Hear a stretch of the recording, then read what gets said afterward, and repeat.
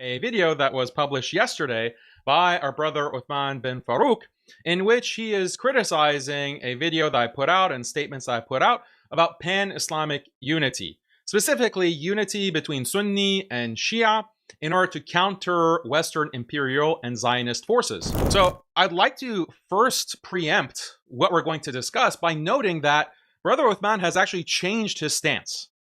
It seems to me, maybe I'm wrong, but it seems like he's changed his stance, and I'm going to give you some evidence of what his stance was before. So here is one data point. This is a video that he put out this year. I think it was March 1st, basically right as the war broke out and the US and Israel attacked Iran. He put out this video, and let's watch it. LGBT. In one word, which country benefits from the United States attacking Iran and a weakened Iran? Israel. Why are we, as the United States, working for a foreign nation? Why are we attacking a country, putting millions of Americans at risk, putting millions of people in the Gulf at risk, bombing girls' schools where 63 girls going to school were killed and 92 others injured for Israel? Why? This is not what Trump was elected for. This is not what the American people want. Millions, if billions of dollars of tax money is going towards working for the interest of a foreign country. Stop the war. All right, so saying stop the war.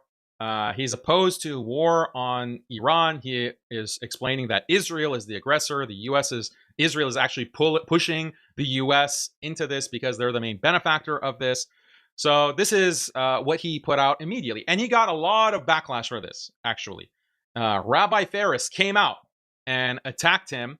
And here's the screenshot, I believe. Here you go. Rabbi Faris, okay, himself comes out. Here's one of the main accounts of Uthman saying, "Stop war with Iran. Muslims want peace." And then Rabbi Faris says, "Ahl Sunnah refer back to scholars, not ChatGPT, ya Uthman. Are you deliberately ignoring the long history between Iran and the Gulf countries? Do you not know what the Rafidah have been trying to do in the region for decades? Okay, may Allah guide you, Uthman. Stop trying to score points in every fitna that occurs. Fear Allah. Pray that Allah protects the Muslims and the innocent. Do not meddle in matters far bigger than you. And have some shame. You're making this video in Saudi Arabia." So, I mean, this provides interesting context, I think. Our brother Uthman, he received a lot of backlash. He is actually being threatened. Like, this is a subtle threat from Rabbi Faris. Rabbi Faris is an admitted agent of the UAE. He's actually working for the UAE government, which we know is aligned and in partnership with Israel, as we'll explain through the Abraham Accords later in this video, inshallah. So he is not like some random rabbi on the street. This is a rabbi of the UAE government. And he's saying, have some shame. You're making this video in Saudi Arabia, hint, hint. And so this is actually a threat against Uthman bin Farooq. And the fact is that Uthman bin Farooq does visit Saudi Arabia. He was there at the time of the recording of this video. And who knows, like, what kind of pressure is on Uthman bin Farooq where he is forced now, okay, after a year or after 40 days, basically, almost a month and a half, to kind of pull back, to retract and say, no, we don't support Iran, actually. We don't support Iran. Iran is the one who is the problem. Iran is the problem for the Muslims. Iran has to be criticized, as he puts out. So that's, I think that's very important context, this kind of threat from Rabbi Faris implicitly. And, this is what we say. Uthman got the call. He got the call, and he, that's a lot of pressure for someone to face. Okay, that's a lot of pressure when your life is implicitly being threatened. And a lot of people got the call. I got the call.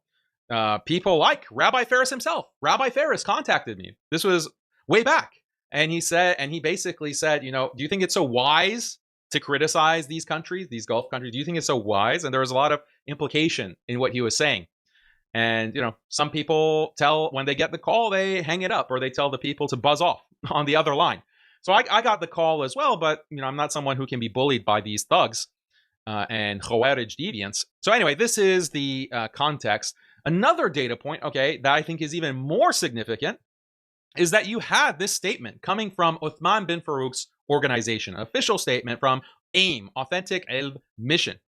And in this statement that was published by Karim Abu Zaid, who is one of the co-founders of AIM, along with Uthman bin Farooq, it is a strong statement about unity beyond sectarian divides. That's what this document is titled. And I've posted it in the past. But basically, this whole document is about the idea of upholding justice, fairness, and support for the vulnerable, for victims in Palestine, in Lebanon, whether they're Sunni or Shia, and having a shared solidarity for the greater good by focusing on shared values and rejection of oppression.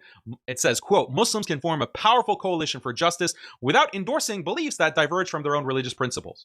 So this is principled alliance, principled unity. We're not going to compromise on our religious beliefs, the differences between Sunni and Shi'i theologically, but we can come together and form a powerful coalition for justice. This is what Uthman bin Farooq's organization published, and you can see it's on the official letterhead. And here is part of the letter. It's a long letter, and I posted it in full on my social media. I'm just showing you parts. Here's Article 6 of the letter, acknowledging the noble mission of Shia in resisting Zionism. While we recognize the commendable effort of certain Shia groups in standing against the oppression and injustice imposed by the by Zionist forces, it's crucial to frame the acknowledgement with clarity and understanding. Recognizing the sectarian agenda. Though Shia groups are leading resistance efforts against Zionism, their political stances sometimes align with the broader agenda to promote Shia beliefs within Sunni majority regions. While we appreciate their resistance to oppression, we must remain vigilant about their theological aspirations. Okay, acknowledging sectarian differences. There are significant theological divides between Sunni and Shia. Okay.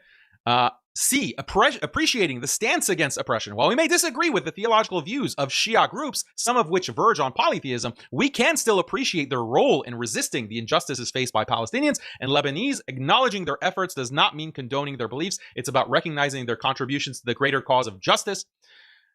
D, recognizing contributions amid past conflicts. Although some Shia factions have committed acts of violence against Sunnis, particularly in Syria, we can still appreciate their current opposition to Zionism. This acknowledgement is not an endorsement of their past actions, but a recognition of their present contributions to the fight against systematic injustice. And then clarifying for the Muslim community, many lay Muslims are confused by the complexity surrounding these issues. There's a critical need for clear guidance to help our community understand how to support resistance without compromising our principles. And then F, finally, setting aside sectarian divides in unity. So let me pull this up so you can see it. The struggle against oppression demands unity even across sectarian lines. While differences exist between Sunni and Shia Muslims, there should not be allowed to become barriers to collaboration. A narration by Dhu Mukhbar Dhu Mukhbir highlights this concept. The Prophet ﷺ foretold a future alliance between Muslims and Christians against a common enemy, which demonstrates the possibility of working together for a just cause despite differences, etc. So it continues. So there can't be, even between Muslims and kuffar, non-Muslims, like Christians, there can be alliance for a greater good. So why not with Shia? No, why not with Shia who are even actually Muslim? They're deviant Muslims, but they're Muslim. So that is, of course, entailed by the Sunnah. And AIM is acknowledging this, and they're saying we have to set aside sectarian divides in unity. That's explicitly what they're saying. So what changed, Uthman bin Farooq? What changed?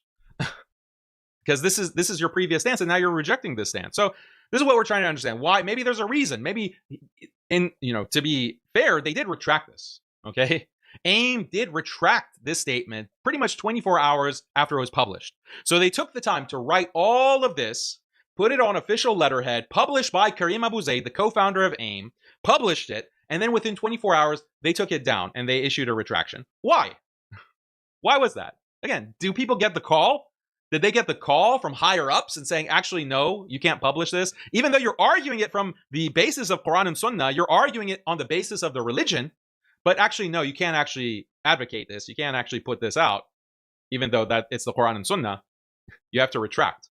So it gets taken down. So this is what getting the call means in dawah, actually. Okay, and this is something that I've talked about many times, and you viewers of the show know exactly many examples of this.